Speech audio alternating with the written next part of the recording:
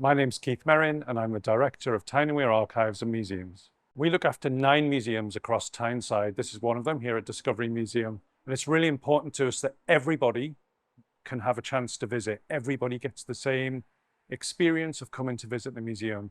So for us, it was absolutely vital that means people with disabilities or actually any disadvantage that might stop them from coming or might hinder their visit, that we overcame that. It's our mission. We want everybody to get involved. We don't want there to be barriers for anybody to take part. But, even from a commercial perspective, there are so many people in our community who have a disability or something that might stop them from accessing your business or your services. So you want to break down those barriers. You want to widen the most possible people who could buy your services or access the things that you're bringing to market. So whenever we're designing a new space in one of our museums, we're thinking very carefully about all of the accessibility issues that might be involved in that.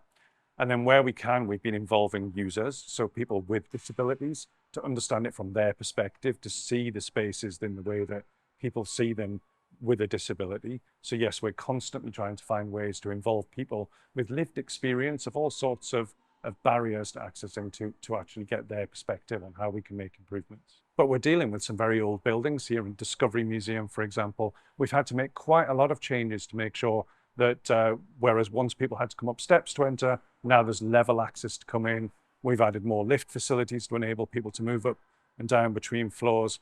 We deliver so many different projects and activities, whether those are temporary exhibitions or events, that we're constantly thinking about how we can change them and make them better for people, and constantly seeking feedback. The Everybody's Welcome initiative is really important to us, as it is to lots of businesses in the region, because it helps us to understand that not only is it the right thing to do to accept everybody and make sure that our spaces are great for everybody, but also it makes business sense. So we're really looking forward to engaging with the webinars, training events, and support that's being offered. We've seen lots of positive response to things like the wheelchairs that we have available to borrow, the changing spaces room that we have, so that visitors feel that not only can they come here, but also they can have a great day out in the way that everybody should when they visit a museum.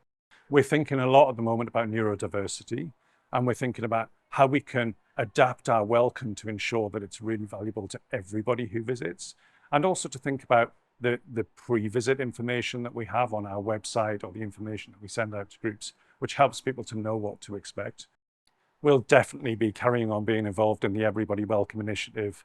We see it as a brilliant way to keep reaching new audiences, to get more people involved, and we're hoping that means we can get even more people into our museums. I would say to other businesses in the region that you need to be accessible to everybody, not just because it's the right thing to do, but it makes business sense too.